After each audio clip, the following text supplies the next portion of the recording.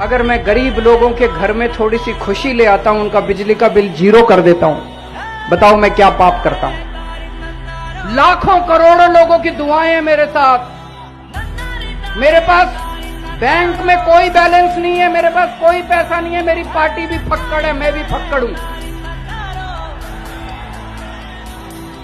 लेकिन आज जो देश भर में इतना समर्थन मिल रहा है वो केवल आपकी दुआओं का नतीजा है, आपके आशीर्वाद का नतीजा है। गुजरात में 0 बिल चाहिए कि नहीं चाहिए? जरा हाथ खड़े करके बताओ, दोनों हाथ खड़े करके बताओ, 0 बिल चाहिए कि नहीं चाहिए?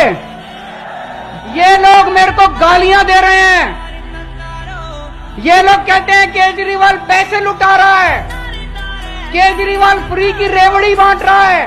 केजरीवाल पैसे लेके स्विस बैंक में नहीं लेके जा रहा, जनता का पैसा है, केजरीवाल जनता पे लुटा